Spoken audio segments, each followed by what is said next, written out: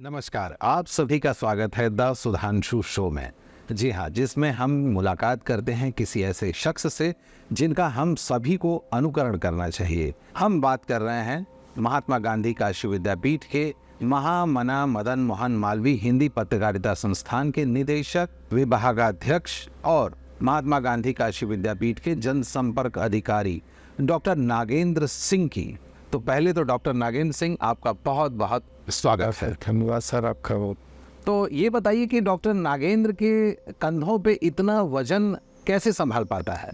Sir, ये तो आप लोगों का एक स्नेह सौभाग्य है और उस माता पिता की एक शक्ति है जी, कि जिनके कंधे मजबूत होते हैं उन्हें जिम्मेदारियां भी मिलती हैं। वाह। तो उसी के कारण हम ये इस दायित्व का निर्वहन कर पा रहे हैं और मुझे आशा है कि ऐसे आपका स्नेह मिलता रहेगा तो मैं और आगे जो बड़ी जिम्मेदारियां हो सकता है इससे उसको भी निर्वहन करने को मैं क्या बात है, बहुत बढ़िया। अच्छा सर, ये बताइए कि डॉक्टर नागेंद्र कुमार सिंह पहले जब वो नागेंद्र था तो तभी से क्या ऐसा सोच रहे थे आप कि इतना कुछ अचीवमेंट हो जाएगा कम उम्र में? शुरू से आप अपने बचपन के बारे में कुछ बताइए। सर, जैसा मैं बताऊं कि मैं जन्म लिया उस माता पिता पर मुझे गर्व है जिसने मुझे जन्म दिया, और जन्म देने के बाद जो मुझे संस्कार मिला उसके अनुसार मैंने अपनी कार्य को समाज में स्थापित हुए। तो उसमें बहुत बड़ा योगदान उस माता पिता का है जिन्होंने मुझे बड़ा किया, पैदा किया।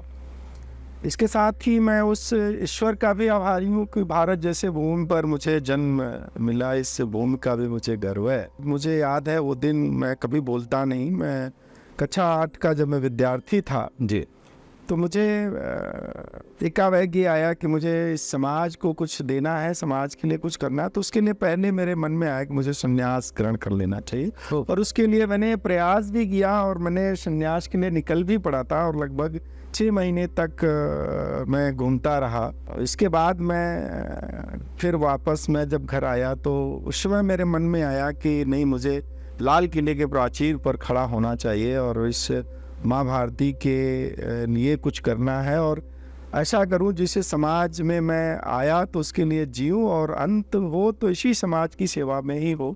ऐसी कल्पना मेरे बचपन में ही थी और उसी के कारण मैं आगे बढ़ता रहा और बढ़ने के प्रयास में एक ऐसा अवसर आया कि मैं उसमें तो सफल नहीं हो सका, मतलब वो लाल किले तक। लेकिन अभी आशा ये रखता हूँ कि एक न एक दिन वो दिन जरूर आएगा कि मैं लाल किले के प्राचीर पर जरूर खड़ा होऊंगा। बहुत सुंदर। हम ये जानना चाहते हैं कि जो आपका 6 महीने का जो वैराग्य था, जी, जितने दिन आप घर से बाहर रहे, तो कहाँ कहाँ आपने भ्रमण किया? अब मैं उसके लिए लगभग मैं समझता हूँ कि उत्तर प्रदेश के जितने अपने धार्मिक जगह थे वहाँ मैंने, जैसे काशी, प्रयाग, मथुरा, इनके भ्रमण के बाद मैं महाराष्ट्र, जम्मू कश्मीर, राजस्थान और जो है गुजरात, ऐसा कोई प्रदेश नहीं जहाँ तक मेरी, मतलब उस समय बालपन की जो विवेक काम करता था उसमें मैं, कोई और भी साथ था आपके? नहीं, अकेले ही मैं चलने का मेरा जो तरीका भी ये रहता था कि चूँकि पैसे भी नहीं थे, घर से निकल भी चुके थे कि मुझे संन्यास ग्रहण किसी करना। को बताए थे या फिर? नहीं, किसी को मैं इस विषय में नहीं चुपके से? मैं अपने घर से निकल गया था और मैं कभी जाने की जो मेरे यात्रा थे, मैं मालगाड़ी को तलाशता था कि जो डिब्बे होते थे खाली उस पर मैं चढ़ जाता था और जहाँ देखते थे कोई एक स्टेशन था जहाँ कुछ मिल जाए तो वहाँ उतर के खा पी करके फिर जो है किसी दूसरे आदि स्थिति है कि जो मांगते थे कि मैं संन्यास के लिए निकला हूँ, आपको लगता है कि नहीं देना चाहिए, दे दीजिए, नहीं मैं आगे चला जाता हूँ। अच्छा, जो देता था ले लेते थे, जो नहीं देता था मैं आगे चल देता था। और मैं अक्सर ये प्रयास करता था कि नेचुरल चीज़ें, जंगल जो मिलते थे उनमें, जैसे बेर का समय था उसमें बेर खाने को मिल जाते थे और कभी कभी मैंने कैसे जो लोग रहते थे तो वो कंद निकालते थे जी जी, उस जंगलों में, तो वो उसको खा करके मैं अपना चलता रहता। अच्छा, ये बताइए कि फिर आपके मन में वैराग्य क्यों आया? अब ये तो बड़ा गंभीर विषय है। हो सकता है कि ईश्वर का प्रारब्ध हो, क्योंकि मैं शुरू से अपने को मानता था कि मैं एक अवतारी पुरुष हूँ और उस ईश्वर का अंश हूँ। तो उस ईश्वर के साथ विलय करने की उत्कंठा थी। अब उसको मैं शब्द नहीं बता सकता कि ये वैराग्य क्यों आया। और फिर आप सांसारिक कैसे हुए? संसारिक मैंने जब राजनीतिक जीवन को मैं जब प्रयास किया और मैंने एज ए प्रचारक राष्ट्रीय स्वयंसेवक संघ के एक प्रचारक के रूप में मैं निकला, और उस दौरान निकलने के बाद मैंने मेरे अंदर वो उत्कंठा फिर जागी कि मुझे राजनीतिक जीवन जीना चाहिए और मुझे वहाँ पहुँचना है। तो उसके लिए पहला मैंने एक ब्लॉक प्रमुख चुनाव के रचना तैयार किया, और उस रचना में जब मैं असफल हुआ तब फिर मैंने कितने वोट मिले?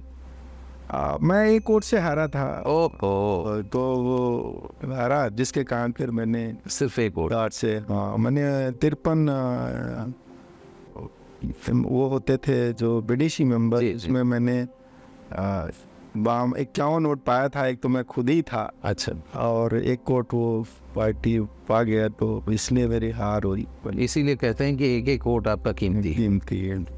तो उस चीज़ का मलाल आपको हमेशा रहेगा। मुझे मलाल नहीं है। मैं समझता हूँ कि ये राजनीतिक जीवन में एक पाँव है जहाँ पहली सीढ़ी चढ़ दिया, और आज भी मैं बताता हूँ कि मैं इस जो मुझे लक्ष्य मिला, इसमें मैं अटल जी के प्रति बहुत श्रद्धेय नमन हो कि जब मैंने असफलता हुआ तो उनके पास मैंने गया था जी।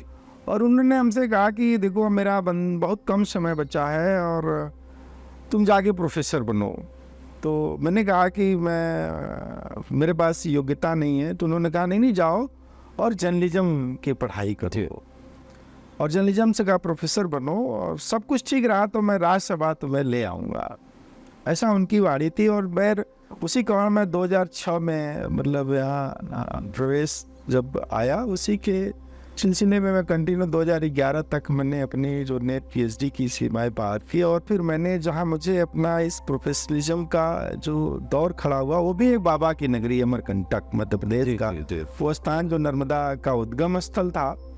और उस धरती को मैं इसलिए पुनः बार बार प्रणाम करता हूँ कि वहीं से मुझे शायद आज आपके सामने एक बैठने का सौभाग्य मिला कि उस धरती ने मुझे इस पहचान दी। 2012 लगभग वहाँ 10 साल की सेवा मैंने दिया। 2012 के बाद मैं सीधे 2022 उस संस्था में आया जिस संस्था में मैंने पढ़ा था। और उस संस्था का जो सबसे पद होता है, जो संस्था महामना मदन मोहन मालवीय हिंदी पत्रकारिता संस्थान का एक निदेशक होना अपने आप में है कि जिस गुरुजनों के चरण में रह के मैंने शिक्षा ली, और जिस गुरुजन ने जिस पद को सुशोभित किया, उनका वह शिष्य भी उस पद को सुशोभित कर रहा है। और यही नहीं, मैं इस महात्मा गांधी काशी विद्यापीठ का जनसंपर्क अधिकारी पद जो अपने आप में वो माननीय कुलपति जी की है, वो भी उसका भी मैंने उनके दायित्व का निर्वहन किया। और अगर हम ये जानना चाहें कि विद्यापीठ में किस तरह से कोर्सेज आपके यहाँ जो चल रहे हैं, इन चीज़ों के बारे में थोड़ा सा बताइए। तो देखिए, अभी जब से मैंने यहाँ ज्वाइन किया तो चूँकि भारत सरकार की एक बहुत महत्वाकांक्षी और राष्ट्रीयता कैसे बच्चों के अंदर आए, उसके लिए एनईपी यानी राष्ट्रीय शिक्षा नीति का 2020 में जब गठन हुआ, तो उसके बाद शिक्षा में एक अमूलचूल परिवर्तन हुआ। जी। उस अमूलचूल परिवर्तन की जो बेला जब खड़ी हुई, तो उसमें महात्मा गांधी काशी विद्यापीठ हम समझते हैं कि यह भारत की पहली स्टेट यूनिवर्सिटी है जो एनईपी पर खड़ी हुई। और तब मुझे एक ऐसा अवसर लगा कि अब मुझे भी इस, जैसे एनईपी का है कि 3+1 कि ग्रेजुएशन की शिक्षा 3+1 पर होगी और पीजी 1 ईयर का प्रोग्राम होगा जो कि रिसर्च बेस्ड होगा। तो उस हिसाब से मैंने 2022 की सिलेबस स्ट्रक्चर को मैंने पूरी तरह चेंज किया। अब मैंने चेंज करने के बाद कि लड़के कैसे जर्नलिज्म के प्रोफेशनलिज्म की तरफ बढ़ेंगे, तो उसके लिए मैंने जो अभी नया सिलेबस अपग्रेड किया, उसमें मैंने पहले 6 मंथ जो फर्स्ट सेमेस्टर की जो बच्चा होगा उसको हमने सर्टिफिकेट कोर्स में बांट दिया कि बच्चा यदि वो पढ़ेगा तो उसको, अब वो सर्टिफिकेट कोर्स किस विषय में करे कि उसको लाभ हो। तो मैंने उसके लिए सबसे अच्छा जो विषय का सेलेक्ट किया, उसमें फोटोग्राफी एंड रिपोर्टिंग, 2 विधा हमने जर्नलिज्म फील्ड को फर्स्ट सेमेस्टर के मतलब में 6 महीने में हमने रख दिया कि वो बच्चा क्वालिफाई करता है, सर्टिफिकेट ले जाके फील्ड में काम करेगा। फिर मैंने सोचा कि बच्चा मान लीजिए 1 ईयर प्रोग्राम कर लिया, तो उसे हमने डिप्लोमा डिग्री देने की तरफ उसको सिलेबस को तोड़ दिया। फिर उसके हमने उस प्रोफेशनलिज्म के साथ उसको क्रिएटिव राइटिंग और एडिटिंग का हिस्सा दे दिया, जिससे बच्चा एक अच्छा जॉब अपनी बना सकता है। और यदि बच्चा रिसर्चर बनना चाहता है, कुछ नया इवेंट करना चाहता है, तो उसके लिए हमने अन्य विधाएं जो रिसर्च मेथोडोलॉजी है, टेक्नोलॉजी है, उसके हिस्सों में थियरी है, उस हिस्से को मैंने एज ए 1 ईयर के प्रोग्राम पर ले गया। तो जिससे मेरा यदि बच्चा वो 2 ईयर का प्रोग्राम करता है तो 3 इयर्स यूजी प्लस 2 इयर्स के प्रोग्राम को लेकर के हमने किया कि वो बच्चा रिसर्च आएगा। यदि बच्चा डिप्लोमा डिग्री लेके आता है तो 1 ईयर के प्रोग्राम से हमने सीधे उसको पीएचडी बेस्ड उसको तैयार करने की तैयारी की। अब डॉक्टर नागेंद्र, अभी आपने भी जबकि मास कम्युनिकेशन की पढ़ाई महात्मा गांधी कौशल विद्यापीठ से ही की है जी, तो उस समय के विद्यापीठ के जो कोर्सेज थे और अभी के महामना मदन मोहन मालवीय हिंदी पत्रकारिता संस्थान की अगर हम बात करें तो उन दोनों में क्या आप बेसिक डिफरेंस देखते हैं? बहुत, मैं तो समझता हूँ कि भाई जमीन आसमान का अंतर है। जब हम लोग पढ़ते थे तो हो सकता है कि कुछ ऐसी व्यवस्थाएं होती हैं जिसका मैं जब मास कॉम पढ़ने आया था जी, तो मेरी शुरू से एक पीड़ा रहती थी कि जैसे भारत के या विश्व पटल पर जैसे साइंस की, जैसे मेडिकल की, जैसे इंजीनियरिंग की पढ़ाई के लिए लेबोरेटरी होना जरूरी है, वैसे ही पढ़ाई यदि जर्नलिज्म का विद्यार्थी तो उसके लिए सबसे पहली प्राथमिकता स्टूडियो एंड कंप्यूटर लैब होना ही चाहिए। ये मेरी पहली सोच उस समय खड़ी हुई थी। जी जी। और यदि ऐसी, मैंने आज भी वो कल्पना है कि यदि मुझे कभी भी संसद के अंदर बैठने का अवसर मिला तो अब आने वाला समय सभी विश्वविद्यालय इससे अछूते नहीं रहेंगे। वहीं इस विषय को पढ़ाने की मान्यता मिलेगी या पढ़ाई होगी जहां पर ये स्टूडियो और कंप्यूटर लैब होंगे, तभी एडिटिंग का सारा साथ सब होगा, तभी नहीं तो नहीं होगा। अच्छा, आपके समय में नहीं था ये सभी चीजें नहीं थी। जो दर्द हमने झेला वो आने वाली पीढ़ी दर्द न झेले और एक सशक्त भारत में अपनी भूमिका का निर्वहन कर सके, इसलिए मैंने उनको पढ़ाई के लिए कार्य किया। वैसे सच कहिए तो डॉक्टर नागेंद्र, हमें इस हिंदी पत्रकारिता संस्थान का स्टूडियो देख करके तबीयत बिल्कुल गार्डन हो गई है मेरी। धन्यवाद सर।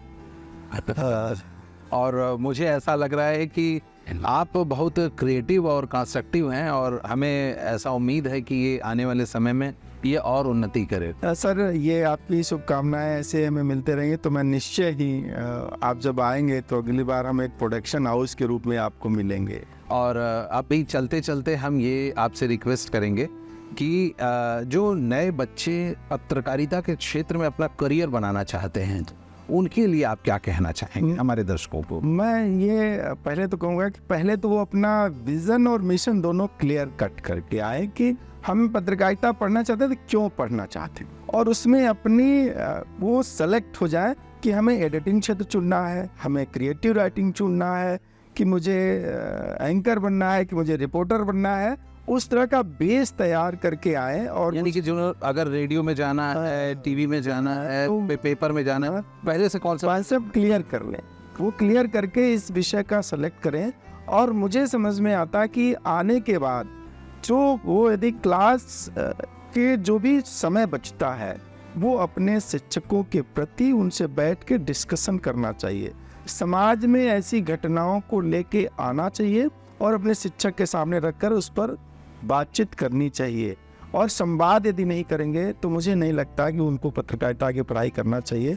और मुझे लगता है ऐसे विद्यार्थी न आए इस क्षेत्र में जिन्हें कि केवल इसलिए आना है कि डिग्री लेना है। तो मैं समझता हूँ न वो अपने साथ न्याय कर रहे हैं, न अपने माता पिता के साथ न्याय कर रहे हैं, और न तो उनके इस पढ़ाई से समाज का भला होने वाला है। बहुत अच्छा सर, बहुत अच्छी जानकारी आपने शेयर की। द सुधांशु शो में आपने इतना अपना कीमती वक्त दिया, इसके लिए बहुत बहुत धन्यवाद। आपका भी बहुत बहुत धन्यवाद। आपने भी बेशकीमती हमें दिया कि आपने मुझे इस लायक समझा कि मैं आपके आप बहुत अच्छा कर रहे हैं और हम ये चाहेंगे कि भविष्य में आप और भी अच्छा करें, प्रोडक्शन हाउस बने। और बहुत बहुत धन्यवाद सर। थैंक यू, धन्यवाद सर। तो आज के लिए बस इतना ही, और साथ साथ डॉक्टर नागेंद्र सर का बहुत बहुत धन्यवाद कि जो इतना कीमती वक्त हमें दिया है। अगली बार हम होंगे आपके साथ एक नए कलाकार के साथ, एक नए व्यक्तित्व के साथ। तब तक के लिए हमें आज्ञा दीजिए। नमस्कार।